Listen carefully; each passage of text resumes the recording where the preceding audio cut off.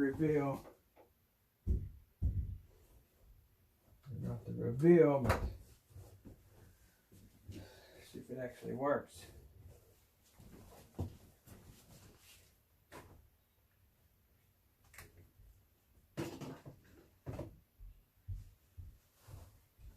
And everything I do, I have to do it myself. I don't have much help.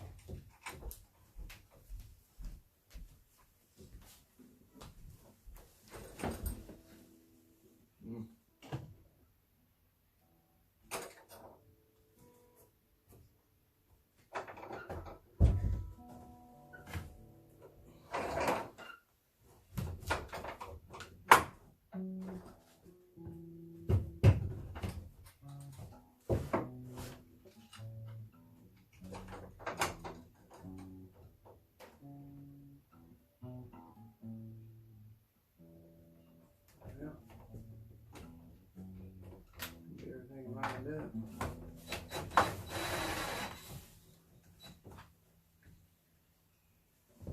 Alright, so that gets me started. I'm going to put the rest of the screws in and see how it works. Alright, we got it on. Closes. But we got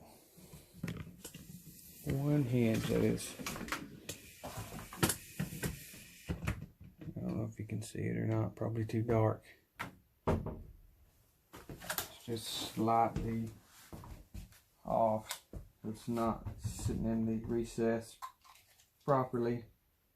I'm just going to take a razor knife,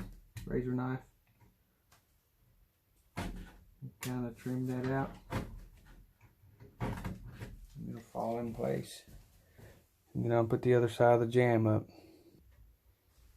Alright, now for the other side of the door jamb.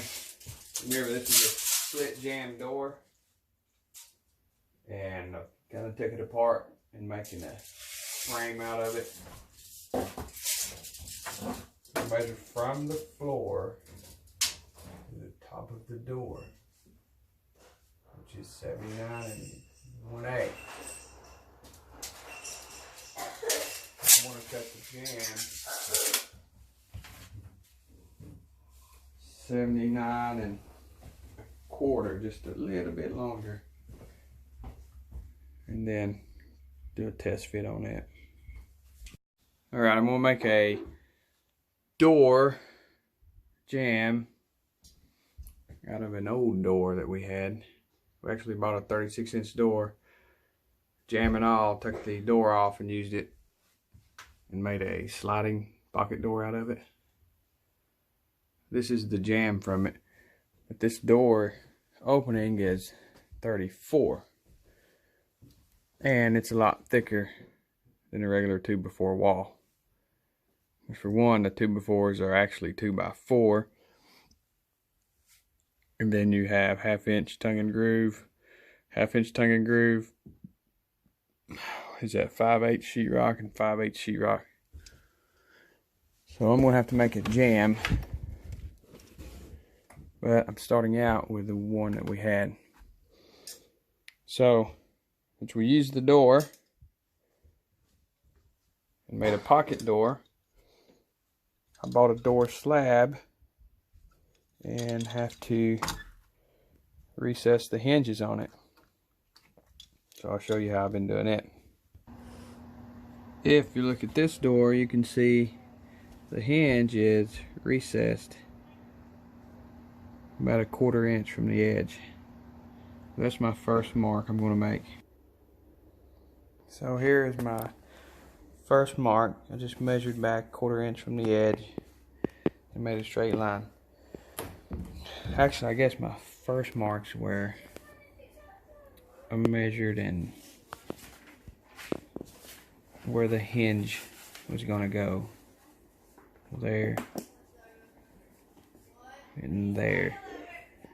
That was my first mark. My second mark is the 1/4 inch recess. And then the third mark will be I'll lay the hinge out and trace the pattern. Alright, so here's now the fun part. I'm sure they make some kind of jig to cut these out, but I don't have a jig or some type of cutter. So I'm using the Multimax Dremel again. It's got the flush cut blade. It's usually for bottom of door jams and things, but this makes pretty quick work of it. So kind of, if I don't mess it up, I did the other two and it was fairly easy. So if you know your tool, you can kind of finesse it and make it work. We'll try this and see how it goes.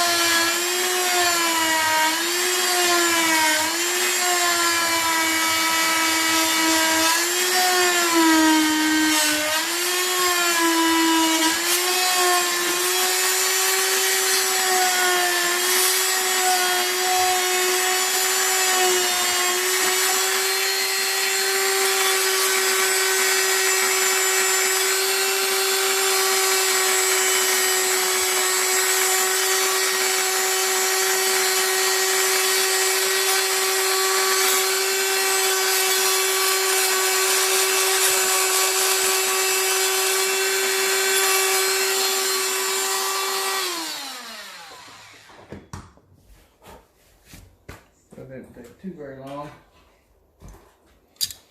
And here's the hinge, and you can see it fits pretty nice. So I'll attach the hinges and hang the door. Alright, I'm going to attach the hinges.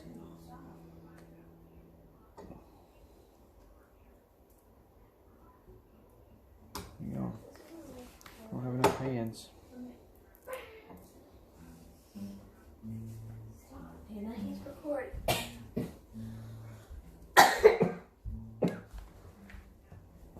Try to get that screw right in the center of the hole.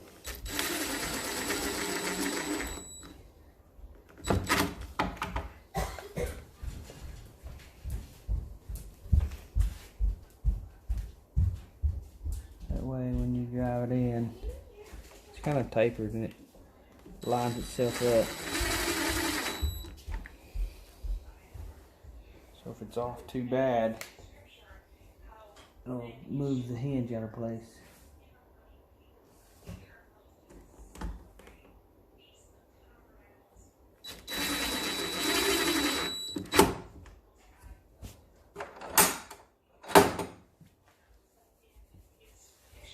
fix that.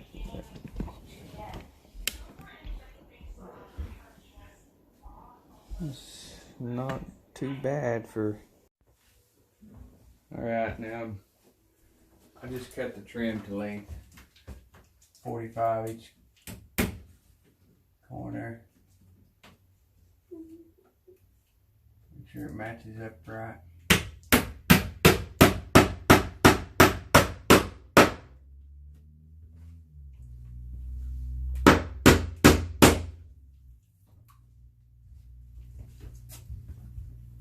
And that's pretty good so far. A little more trim work and paint the doorknob, and then we'll be good to go. Alright, there it is. Finally got it in. Took a little bit of ingenuity, but need to get a door handle. This house and these old houses, nothing's really square, and you really can't buy standard stuff and expect them to work without any modifications. So I just take what I got and fix it with what with what I have. It actually is not too bad. If I can get you over there to look at it.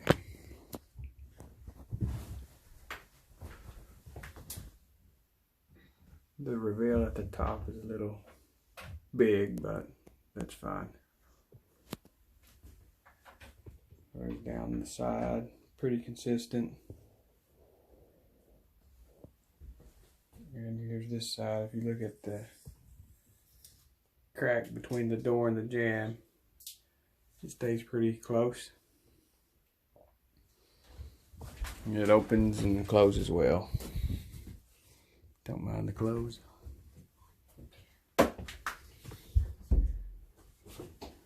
So, not too awful hard.